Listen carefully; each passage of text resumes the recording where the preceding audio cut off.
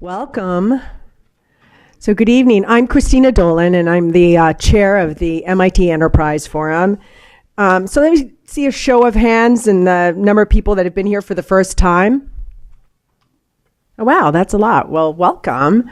The MIT Enterprise Forum is part of a global network that's inspired by MIT, and it's open to everyone. And our community includes entrepreneurs, the investment community, innovators, academics, basically anyone who's fascinated with technology. And so we have events on a regular basis, and we welcome you to become members and join our community, and hope to see you at some future events. So first, I'd like to start by thanking our generous sponsor, Microsoft, and to our board and our advisory board, and our trusted administrator, Colette, who you all met outside. And especially to Tammy Sachs, Ian Spector, and Jocelyn. Where are you guys? Say hi. For organizing the event. And Ken Perlin, where are you? Oh, there you are. You have to come up here. Who is a visionary in VR, AR, and bringing it all together. And to our special guest, Dr. John Golfino. Where are you? Oh, well, you'll be up here shortly, for joining us tonight. And so welcome. So come up, Ken, and start the show. Okay, thank you. In the future, we will do all of this in virtual reality, but clearly not yet. So let me just lay out what's going to happen here. There are three exciting things happening.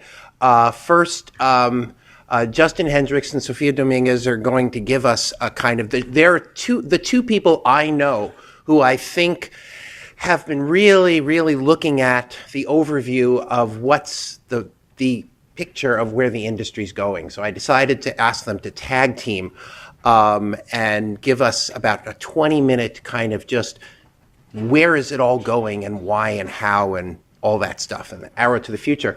And then Dr. Golfino is going to give us this very inspirational, I think most of you have tried the demo of what they're doing, talk about how what they're doing that's actually helping save lives using VR. And then for the rest of the time, we're just going to get some really amazing people up here and have a broad-ranging conversation. So the virtual reality there is going to come from their minds, which is probably the best place. So Sophia and Justin. Justin is you can start walking. He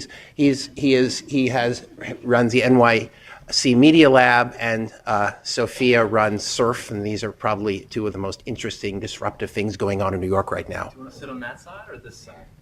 This side. Dude, is this the microphone working? Yep. Okay, just go for it. You take the floor. Hello? Okay, it works. We'll give them a round of applause. Cool. Hi, everyone. So I first like to start off in panels, or whatever we want to call this discussion, with figuring out who tried virtual reality for the first time today. Raise your hand.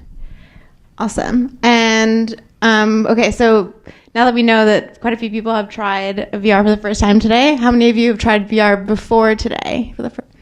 Awesome. Okay. Let's break that down a little bit further. Okay, so who has tried Google Cardboard? Raise your hand. Okay. Who's tried Google Cardboard? Samsung Gear VR, Oculus Rift. Wow, okay, HTC Vive.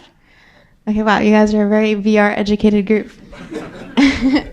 Yesterday I was in a talk, and of all women, actually, it was about 70 to 80 people, and only 3 people had tried HTC Vive, so it's quite the difference here. But I want to ask... HoloLens? Yeah, HoloLens? Yeah. Okay, Snapchat Spectacles. Cool. Okay, we need some more. Anybody Fove? 1 or 2? 1. Awesome. Can I ask one other question like that? How many of you have been in a virtual reality experience with other people at the same time? Okay, it's a good number. Okay. Awesome. Cool.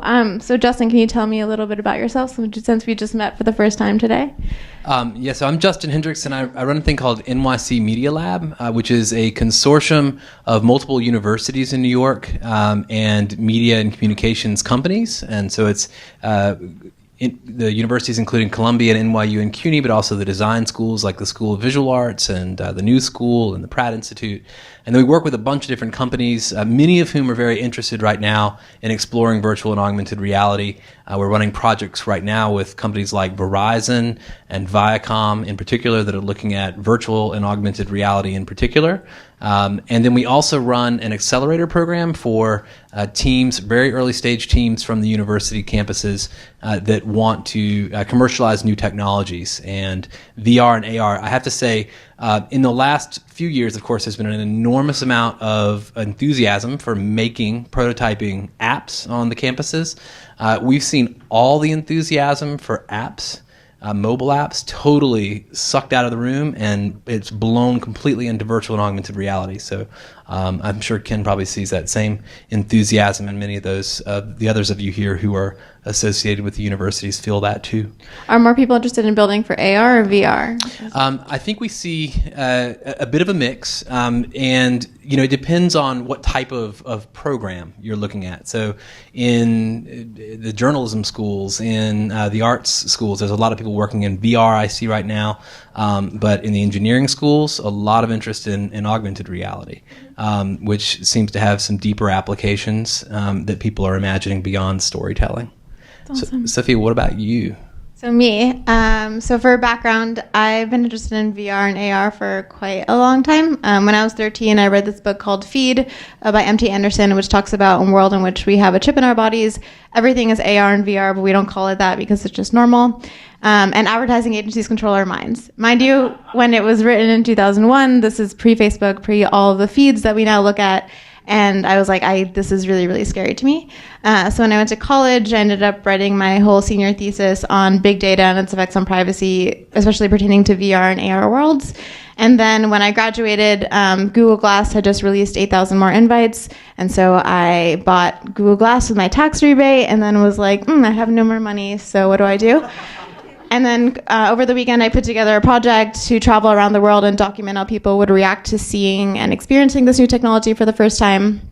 And so then I spent the next 6 weeks I was fully sponsored, spent the next 6 weeks traveling and realizing that just because something was super negative in the United States doesn't necessarily mean that it's negative in other places. And also people around the world were fascinated by Google Glass and by the future of ocular technologies.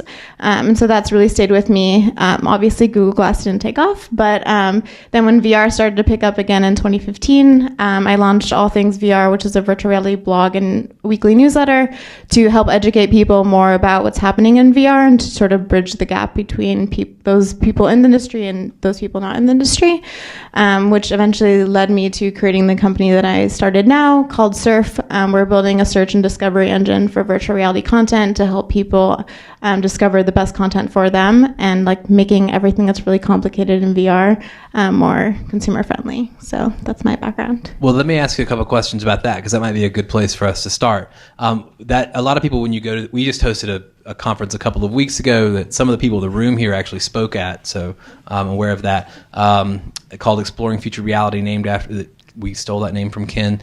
One of the big problems that everyone points to is this sort of dearth of great content for virtual reality that may be slowing up sort of consumer adoption of the hardware necessary to consume it.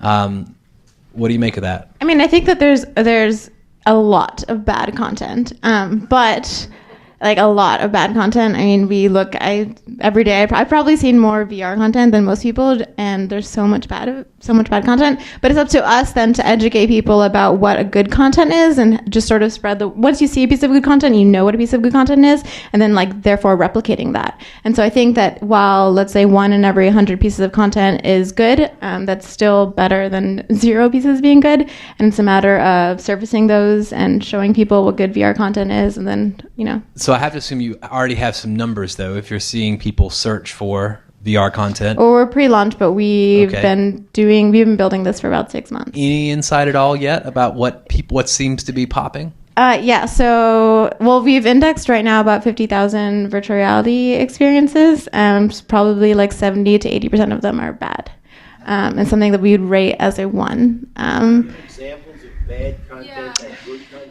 Yeah. So for Yeah, so for example, one piece of bad content that really sticks out, there were these cameras that were released about 2 years ago, or a year and a half ago, that only take a panorama. And so when you view them in VR, you see black bottom, black top. Like, why would anyone release a camera that way and call it 360 and like want to upload it on the internet? It looks awful. And so there's thousands of those pieces of content. So that, for example, is like something that automatically we know is bad. And like people should not make those sort of cameras anymore. I think another thing that we're seeing, so there's a lot more handheld cameras, like Ricoh Thetas, but when someone's arm is in the middle of it, that makes someone else, when you're viewing it in VR, feel very uncomfortable. So like if you do have a Theta or something like that, like always use a selfie stick. That way you can edit it out or you can make it look better. And so I think like those sort of learnings are really important going forward, and we need to be more vocal about sharing that type of stuff. And I was going to ask you about multi-user experiences, games, and things like that that might be already in your search engine. Mm-hmm. Are those popping? So we're not doing high-end experiences yet, just because it's like it's the next generation. Okay. But I do think that there's quite a few good social experiences, or the ones that I really enjoy. Like big screen, for example, is something that's really interesting to me because I feel like with social VR, you can't just be like, come into virtual reality. You have to go in with a purpose. So whether or not it's like you're going to an event or you're going to share your screen with your coworker, and those sort of things make like going into VR worth it. Right now, like it's very difficult to go into VR. Like you're putting on a headset, you're away from the world, you're away from your phone. And so how do you make it like valuable enough? How do you make someone's time valuable enough? I mean, I feel like I've seen a bunch. You probably spend more hours in VR a week than I do, but I feel like I've seen a bunch of different quality levels of stuff. But the ones that I found most compelling are when I'm with someone else in the experience. The first time I experienced that, and Ken will probably talk about this, was with his Holo Jam. And I think that was the moment where the whole thing clicked to me. And I thought, wow, I can't imagine that large numbers of people aren't going to want to do this a lot. And that's to be in these virtual environments with other people they know, people they don't know. I saw a guy speak a couple of weeks ago, and he talked about an experience he'd had, a game experience where he'd gone into a pool hall environment.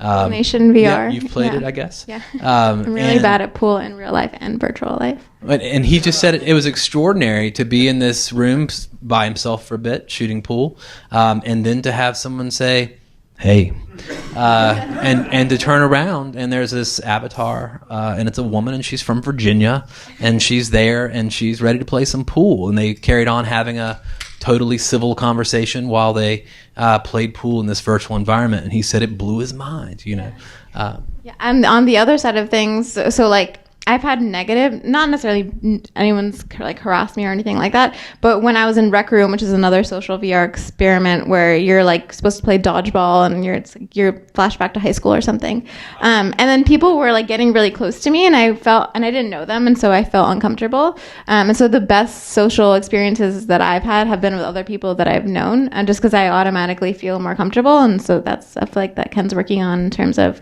like bringing people that know each other together. Like I don't like talking to random people on the internet except through Twitter anyways. Then like I don't think that I don't feel comfortable doing that in VR even so. So if how many of you here are entrepreneurs or want to be entrepreneurs in the VR AR space? Okay. Do you have any advice for these folks? Any thoughts for them? A lot of VCs will tell you that you're too early, but it's okay. Just it's important to just believe in your vision and continue executing forward, and know that VR and AR are going to take off. It's just a matter of how. That'd be my advice. At this event that we hosted a couple of weeks ago, we had a panel of investors and a bunch of startups that presented, including Datavized. I see Hugh McGrory and Deborah, who's going to speak tonight. And those investors seem to suggest, yes, it may be a couple of 3 years, right, before things really start to turn up this way. But they sort of see that right now. They see the return in the not terribly distant future. One of the things I wanted to ask you about that I'm most enthusiastic about is kind of enterprise applications for virtual and augmented reality. Are you seeing any of those on the platform or in your work? Yeah, actually, a lot of companies that were launched in early days are now, or they were in beta for quite a lot of time, like Iris VR. They are an architecture and VR application, and they're making like real money now with VR, which is Just really raised inspiring. $8 million. Yeah, they just raised $8 million. They launched out of beta just like last month. And there's quite a few other competitors that they have. And I think increasingly we'll see more and more enterprise applications because it's like enough people now know about VR, and so you can start using it for more enterprise applications and make money off of it. That's The Iris VR one. So they're working with architects. So they would do a contract with an architecture firm, and instead of just viewing a house or designing a house in like on your 2D screen, you would design it in virtual reality and then be able to walk through it. And so what it does essentially is take like any CAD model or any 3D model, and then they run it through their engine, and you can experience it and change things in VR, which is really cool. Mm-hmm. And I don't know. I think DataVise will talk tonight. Trying to combine data visualization with web VR. We've seen startups lately out of places like NYU looking at augmented reality experiences for surgeons in the OR, looking at augmented reality for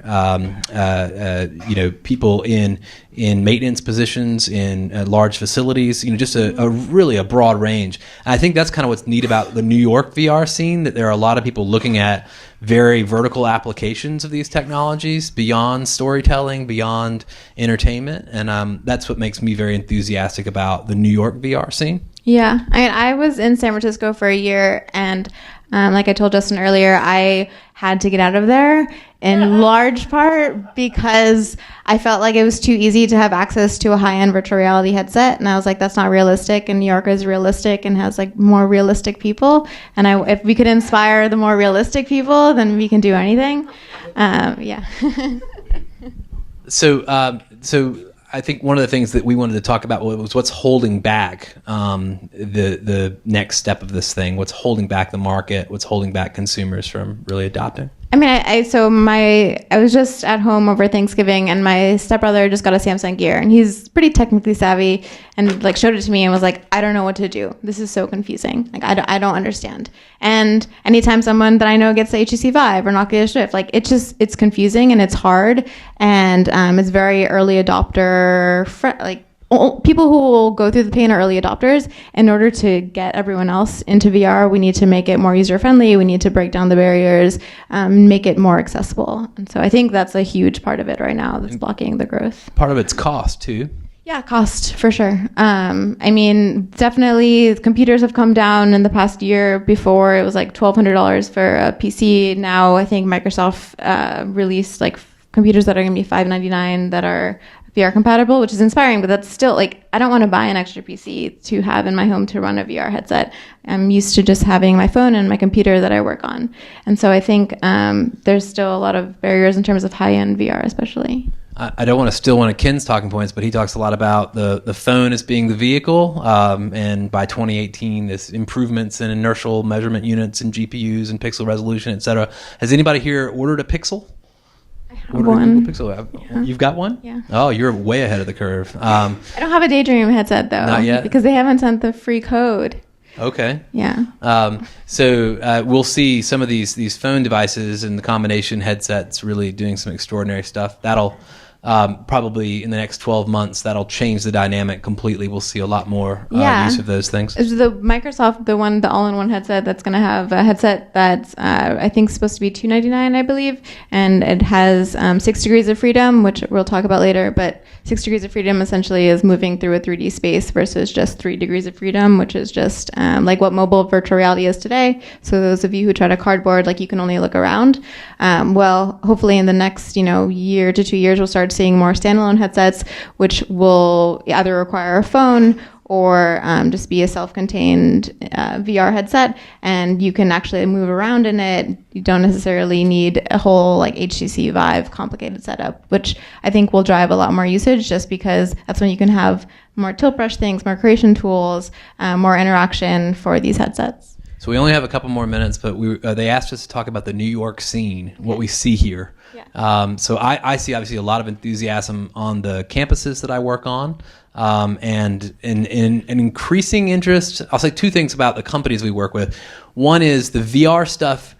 A couple of years ago or a year ago, it was being done by some geek in a back room that probably didn't have a budget, probably didn't have a strategy or a PowerPoint that sort of justified what they were doing. They maybe bought something on a corporate credit card or even brought it in and then built something. And we actually, by the way, you could look and read articles about major media companies that had launched experiments in VR that literally were produced that way. And then someone in the press found out about it. But now there are senior executives with VR in their title. There are strategies and market sizings. There was a Citibank number that came out the other day that said virtual and augmented reality would be a multi-trillion-dollar market. I mean, all of those numbers aren't real. They're not real, but Yeah. you could hear every You can't PowerPoint in listen. New York being updated Yeah. simultaneously. So I think all of these people are beginning to kind of, build this justification and this rationalization for investing, which is kind of cool to see. The other thing that I think is neat is that so many people who are relatively new are finding themselves rapidly in positions where they're put in charge of important experiments. There was a lady who we worked with a little bit at the Brown Institute at Columbia named Marcelle Hopkins, who went and did a grant. She's not here, by the way. Who went and did a grant with the Brown Institute, and she went to Africa and filmed a lot of 360 video. Came back, did a documentary. She had a background with Frontline or POV, I think. And now she's the executive director of 360 video at the New York Times. All that happened in like 24 months. She went from not knowing a thing or two about VR to that role in a very short time. And we're seeing lots of that sort of thing happen. Well, yeah, I feel like, so one of my friends right now is looking for a job and she's interested in getting into virtual reality. She's like, all of these say that they need experience. I'm like, no one has experience in VR. Like, if they do, they're lying. It's like everyone's still learning. So I think that goes to show, it's like someone who's been doing it for 2 years, like that's like 10 years in VR speak, So I just think if you're interested in getting involved, just the more that you can read and the more people, there's quite a community here in New York. I'm sure some of you have heard of NYVR. There's events like that that can help you like talk to the speakers, talk to the people who are demoing, and they'll have more connections in the VR industry. And I think New York is really growing, and it's exciting to be a part of the scene. It's definitely not as big as San Francisco, but I think that's in large part because we don't have a hub or like a center for everyone to unite. And so there's quite a few people talking about starting like maybe it's like a building or like there's a one place that people reunite every week or something like that, because I think that's definitely necessary for New York and to grow the community. And that means, Ken, you've been doing VR for 300 years, by the way. But the it's interesting. In this room is where the New York VR meetup occurs, and it's always just this full, literally with VR enthusiasts. And DJ Smith does a great job at that. There's an AR group. There's a VR AR association, which is doing very well in New York right now. There's there's a variety of this sort of like infrastructure that's being built up around this stuff. But it's a very welcoming community, I think. At least that's been my experience so far. There's just sort of a lot of skill sharing and how do we help one another. And, you sort of see a lot of familiar faces at these things. And it's still at almost a cottagey sort of size, I think, but it's growing rapidly. So there's a lot of new blood and enthusiasm. Yeah, I think that's what part of what getting into the VR community was so great was because everyone was so open to helping everyone, was open to sharing ideas, and so there's been a huge push in the community to continue that practice, and so far that's worked, which is really exciting. So if you do anything like blog about your experiences, tell other people what you learned, because as we said earlier, we don't want more bad content. It's probably a good place for us to hand it over to Ken Perlin. So, yes, it's true. People who do virtual reality are the nicest people in the world. And I love the fact, that's really fascinating. I love the fact that virtual reality has virtual financial predictions. It's like, it just seems so appropriate. Yeah, right. Yeah, augmented. Yes. Oh, that's good. I like it. So, which is more real? Anyway, you might imagine is a person very much in demand. He's the chair of the neurosurgery department at the NYU Langone Medical Center, and a lot of people talk about, oh, gee, one day virtual reality is going to be good for something. Well, it's actually being used for something right now, and I'd like my great privilege to invite Dr. Golfinos to talk about what they're using it for now at NYU.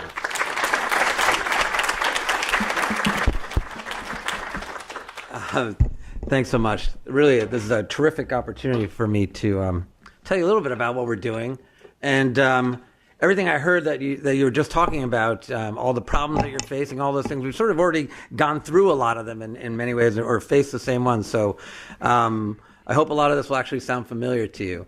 And this is usually a different group than I talk to. So if I'm way off course, just let me know, and what I will do is leave some time at the end for questions, which I think will be probably the most productive. So yeah, the strange thing about me is I actually spend my days doing brain surgery. I'm a brain tumor guy. So what that means is for us, we have to know where we are at every second and know what's around us, and all of the real estate where we work is really, really important. And just by way of introduction, when we do our operations, we're actually, if you think about it, it's my brain sitting there looking at the patient's brain and trying to figure out exactly what's going on in real time. That's my reality. So the question becomes, why? Why are neurosurgeons involved in something like this? Why is technology so important to us? And it actually all comes down to the skull. Believe it or not, it's the original black box. It holds your brain, and because it's such hard bone, from the early days, there was no easy way for us as neurosurgeons to know where we are or know where the underlying target that we're going for is. So navigation became important in neurosurgery probably before any other branch of medicine. The chest surgeons can listen to the chest or the lungs to know where things are. The abdominal surgeons can actually feel the abdomen and feel the tumor. But for what we do, we have to know from the outside, with the skull in the way, exactly where we're going. And in the old days, the way they did that is they would just make huge openings and hope that what they were looking for was somewhere in that huge opening. And you can imagine the results were not that great. So those are the days of Ben Casey. But so what's happened in the meantime is with technology, we've shrunk those openings down to tiny little spaces. Now we operate through very, very small holes. So that's why technology became important in neurosurgery before any other branch of medicine. And it's been critical to us in order to be able to do what we do in the most efficient and the most safe manner. Since it's really all about our patients at every minute of what we do. So believe it or not, then what that means is the brain itself also has been a little bit of a black box too, until only recently. As many of you have heard, the connectome was the first time that they've actually started to map out all of the connections of the brain. This followed the Human Genome Project. All those, the last one is the Connectome Project, so we can finally understand what all those parts of the brain actually do. And if you don't think that's important, this is actually how neurosurgery works. We've made our living working in parts of the brain that we call not eloquent. So parts of the brain that we can go through without causing a problem that is apparent. So the parts of the brain that are considered eloquent are speech, movement, things like that, where it's very obvious when you've damaged them. But that's all changing now, and that's one of the reasons why virtual reality has become so important to us, because we now admit, we've always known, but now we admit that every single millimeter of the brain is going to be important. So that makes it all that much more important for us. So I hope you all had a chance to try the surgical theater over there and understand what it does. In the early days, the way that neurosurgeons knew where they were in the brain was just CAT scans. That was sort of the original. And they came out in slices, in two-dimensional slices. So we started in 2D, and you can imagine why that was, because the very old books before that were atlases, literally flat pieces of paper that you would bring into the operating room and say, that's where I want to go. But with the CAT scan, we were still stuck in 2 dimensions, basically right, left, front, back.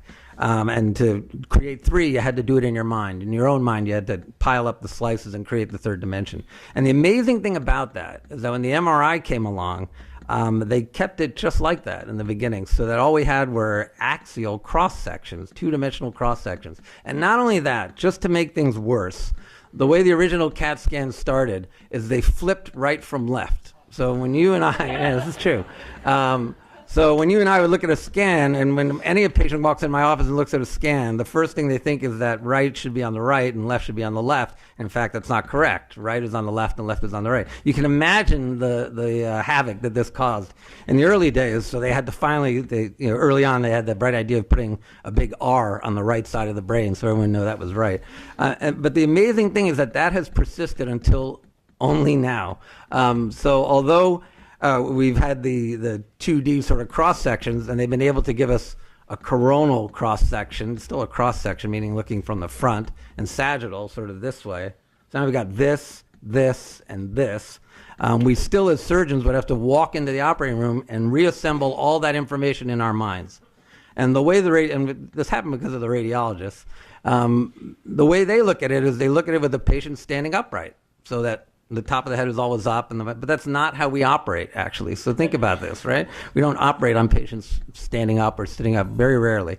And so we're usually looking at it upside down. Usually the patient's feet are over there somewhere, and I'm up here with the brain and the head, because that's where I need to be. So literally, until the last few years, we've had to, in our minds, recreate a three-dimensional representation of the patient's brain. And that causes a lot of problems. But that's how we got around. So what's happened is now, finally, the computers, really the chips, have gotten fast enough that they can handle the MRI data and reassemble it in 3 dimensions for us. And that's one of the things the surgical theater does. So that device you saw over there. So now when we go into the operating room, we can actually see the brain as it was meant to be, sort of exactly what we're going to see before we ever get into the operating room. So when they first came to us at NYU to demo this device, it was actually done and created by guys who had programmed flight simulators. And they came to us and said, wouldn't this be a great idea for education? So that you don't have to, so our residents, who we teach all the time, don't have to practice on actual human beings, and they could practice the operation beforehand, in a simulator. And actually it was a brilliant idea. And that's certainly one of the uses that's gone on, and it's been an amazing change for our residents, that they can actually plan the operation before I get there, and I can go in, criticize them, and make them feel really small, and tell them what they did wrong, but without anybody being hurt except their feelings. But it's really been an incredible educational tool. But when we saw that, and we realized that they could actually show us the brain as we see it in the operating room, we said we got to drag this into the operating room. It's not good enough to do this before the surgery. I want it in the surgery, so that I can always confirm where I am in real time. And you do that basically by just digitizing the MRI scan. So once you have the MRI scan done, you basically digitize the patient's head with a laser, and it matches up, the software matches up the scalp to the scalp on the surface of the scalp on the MRI scan, and that way you can match point to point. And if you're wondering what the accuracy is, it's within a millimeter a lot of times, and that's good enough for us to get us where we need to be. So that's sort of how this whole thing came along, and then came the question of VR and what's going to come after that, which is the really interesting stuff. And not that the VR isn't. The VR is terrific too. So what we realized with the VR is you could put yourself in the middle of this operation, literally. So you could we could have the residents take a look at the brain tumor from different views. And then the question became, is that useful in the operating room? And actually the answer is yes. Because not only do I want to see it as I'm seeing it in real time, and we work through a microscope, so I have a limited high power magnification view in the microscope, and then I have this giant screen TV with the surgical theater on it that's showing me the same view. It better be, that's the whole idea, so that we are where we think we are. And then at the same time, I can take that image and turn it 90 degrees, so I can see what's on the other side of me or what's off to either side before I get there. And one of my great teachers, always said that you have to develop this sort of X-ray vision and be able to see what's through the tumor before you get to it, so you don't injure it. And now we can do that just by turning things sideways while we're there. And that's actually how we do it. This is really what we do in real time. The thing about surgeons is they're really creatures of habit, and so much so that a lot of surgeons are superstitious. In fact, the guy who taught me was incredibly superstitious. He always washed his hands at the same sink. He wore the same suit on the day of surgery every time. It was a very old suit by the time he was done. But what that means is that surgeons won't adopt new technology unless it's very easy for them, unless it's something that's intuitive, that won't slow them down. That's the other thing. And that just makes sense. And it has to be a killer app. It has to add something to the operation. So especially it can't slow you down because longer operations are bad for the patient, bad for the surgeon, both. So it's really got to add something there. And that's where the virtual reality has really made a difference for us. It's amazing that we don't spend our time now walking over to the board and trying to look at the scan this way and that way and understand exactly where we are. Now it's like one peek at the giant screen and we know where we are. And then the other question was sort of how are patients going to handle this, or is this useful to patients? Is this going to be useful to describing to patients where their tumor is? And the answer to that is yes. We're actually doing a study to prove that in an organized fashion. But if any of you have been to the doctor, it's just not easy to look at this scan and understand what's going on. And when you look at a scan of the brain, it's really not easy to understand, especially when I say, it's over here, and they say, isn't that the left side? No, it's the right side. But doing it in 3 dimensions, anybody gets that. That's what the world looks like. So you no longer have to have that special skill, which resides in your parietal lobes, if you're wondering, that special skill of reconstructing the world, to be able to look at the scans. Now it's much more intuitive for patients. What about putting the goggles on them and having them walk through the case ahead of time? Most people aren't ready for that. They're not ready to sort of confront their brain tumor, millimeters away. It's great for the residents. I mean, again, it's a chance for them to understand which blood vessels are in the way or what other critical structures are right where we're going to be. And they literally, when they put it on, you watch them actually walk around the tumor so they can understand what's on the other side and things like that. So that's actually how we use it. We use it a lot. And then the question is, I see this really honestly as a stepping stone. So we've talked about augmented reality or mixed reality, and that's what comes next. And this will truly be the killer app as far as I'm concerned. When you're all young, at least when I was young in my generation, we had all those ads for X-ray specs, and you always hope that someday that would be real. And that's what's coming. I mean, this is it. So you're going to, now when we walk up to a patient, we're going to be able to wear glasses, I'm actually amazed that Google Glass didn't make it, because I think for doctors it's just about the right form factor and everything else. But you'll put on something, either it'll be on your regular magnifying glasses that we wear, and you'll have that MRI scan that shows the tumor right in the skull. Our younger residents are learning, if you ask them to point where on the head the tumor is, they'll miss. And they'll miss by centimeters a lot of the time, because that's a skill that's, again, acquired. It's that 3D reconstruction skill you have to acquire over hundreds and hundreds of cases of understanding the shape of the skull, what the landmarks are, and all that. But in the future, like next year, when they come in, you'll be able to put on something that shows you the location of the tumor inside the skull. It's not going to be a guess anymore. And that makes all the difference in the world to us, because it's not always clear which is the safest way to approach a brain tumor. And there's a couple of cases we have over there that show it made all the difference in the world to us to decide in 3 dimensions, are we going to come at this from the front or from the back? And the only way to do that is to step through the operation ahead of time as a simulation, to actually walk through it and see what you can see from beginning to end. And that helps us know which is the right way to approach it. And I think, when you're going to be able to look through, when you're going to wear those real X-ray specs and look through that closed box of the skull and see exactly where your target is, that makes all the difference in the world. And so I always tell my residents that sadly, the era of the master surgeon is coming to an end, because the technology has leveled the playing field so much that it's, which is great. I mean, it's great for patients. It's great for everybody. And I haven't even talked about some other things that should pop into your minds and should be obvious. Telemedicine, operating on patients at a distance. Those are all made much better and more compelling and more realistic with virtual reality and with augmented reality. So, I mean, those will follow quickly. And that's actually probably how we'll instruct surgeons at a distance. Obviously, the space agencies are interested in this in case there's something needs to happen at a great, great distance, as in hundreds of thousands of miles. So that's, I think that's where the technology really becomes compelling, and really becomes an amazing thing. And so, to me, we're already there. I'm fascinated to hear that people are thinking, what are we going to do with VR or AR? We're there. I mean, we need this stuff. And the fact that you always know when something's good in neurosurgery, especially because these creatures of habit, these neurosurgeons start to adopt it quickly. And then finally, when the spine surgeons get on the train, and they have, then you know everyone's going to be using it.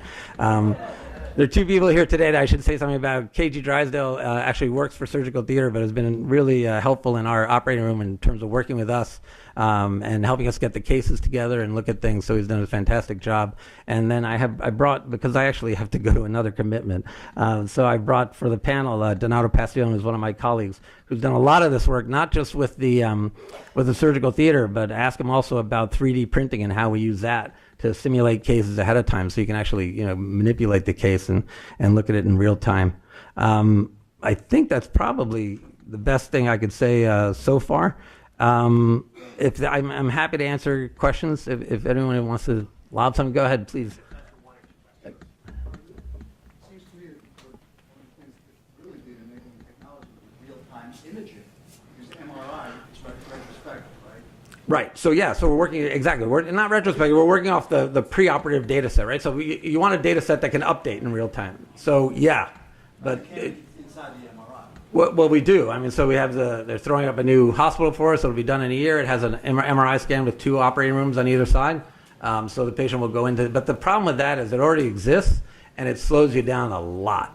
But we will get to the point. I think what you're talking about is sort of bringing lasers into the operating room that'll scan the surface of the brain, show the deformity, and then deform the data set so that it now matches the new information. So yes. Yeah, so you want to be able to update your data set in real time. Exactly. Have you done anything besides bringing tumors, like implants? Well, I don't, but we have people in my department that do. Yeah, do a lot of that. So those are well-defined targets, and you need they're actually. It's funny you asked that. They're actually using a CAT scanner in the operating room to do that, because after they place the electrodes in or implants, then they can verify that it's in the correct place in real time before they leave the operating room, so they don't have to come back. But yeah, that's the era of taking things out is starting to end, and it's the era of putting things back or augmenting the brain that's coming along next. So. Okay, thank you very much. Oh, sure.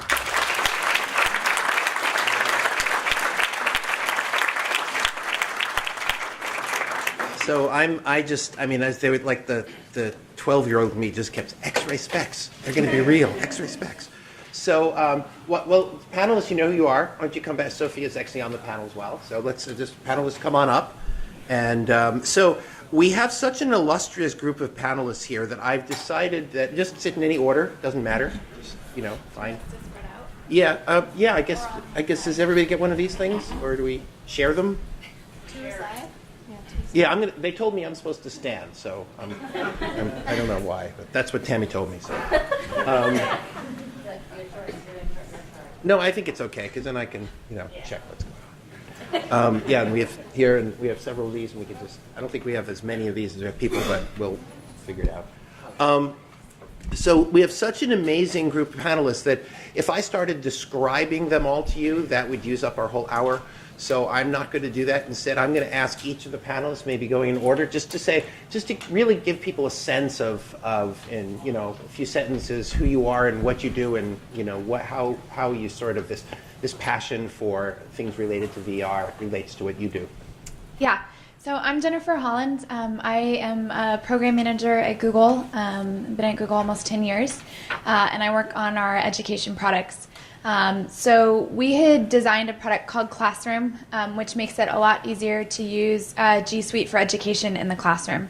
And one of the things that kept coming up, and as a former teacher myself, we just kept hearing, hey, I really want to find a more immersive way to engage my students on an ongoing basis.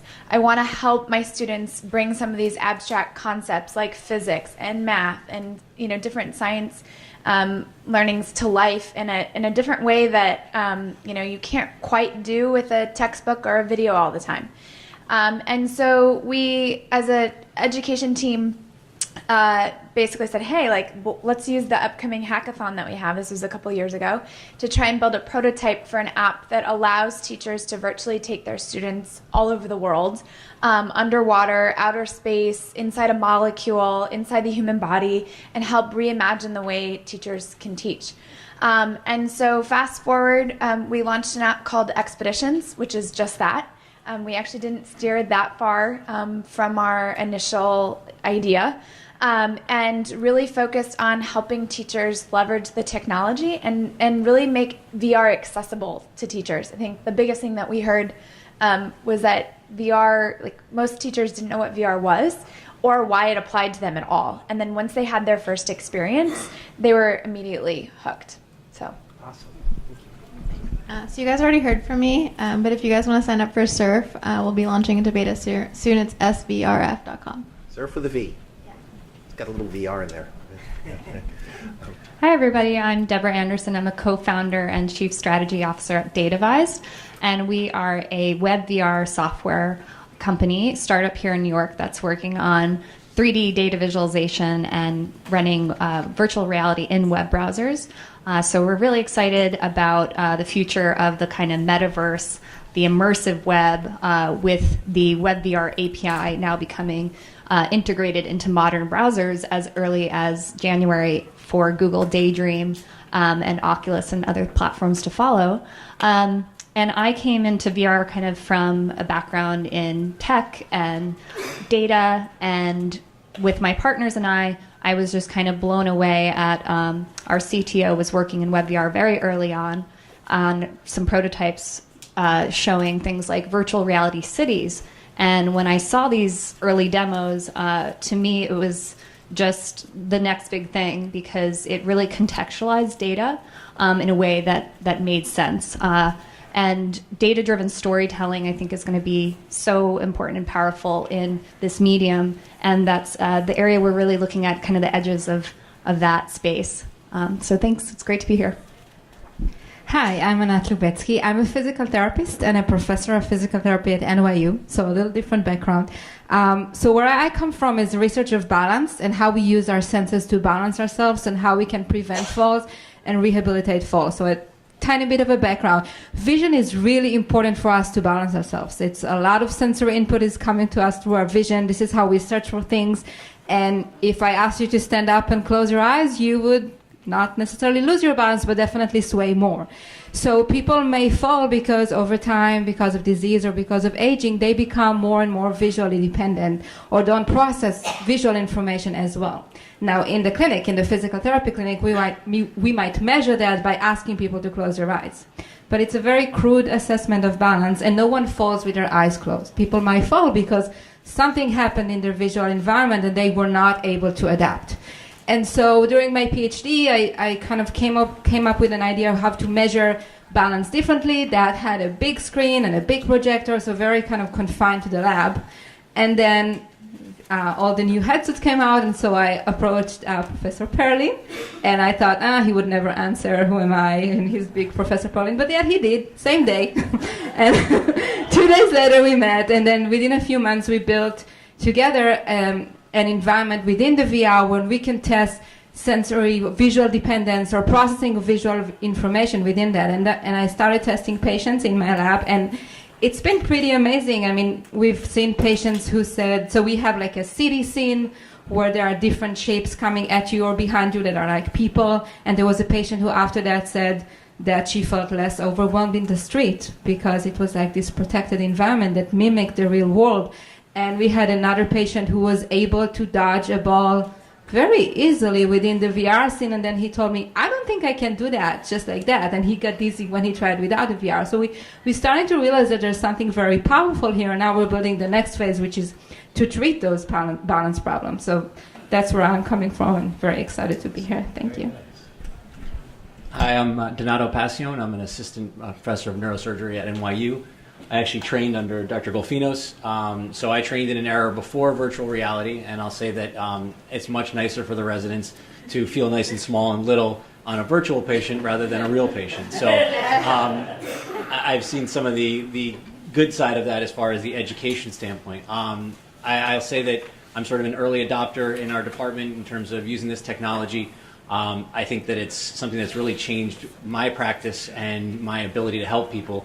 And it's one of those things where when I have a difficult case, this is what I do to try to figure out a way through it. We all spend the vast majority of our time training, trying to get as much experience as we can, but unfortunately, when it comes to the brain, it comes to the spine, and it comes to problems in those areas, nothing is ever the same. It's similar, but it's not the same. And I think that this technology allows you to have a repetitive experience before you're actually there when it counts. So this is, I think, an excellent simulation tool right now, and really the next step and the next level is seeing it in more of an augmented reality, where we're not just utilizing it separately on a screen preoperatively or looking back to it, but when it's there in front of us, that's really the next level that Dr. Golfinos already sort of alluded to. Awesome. So give a collective applause for these amazing people.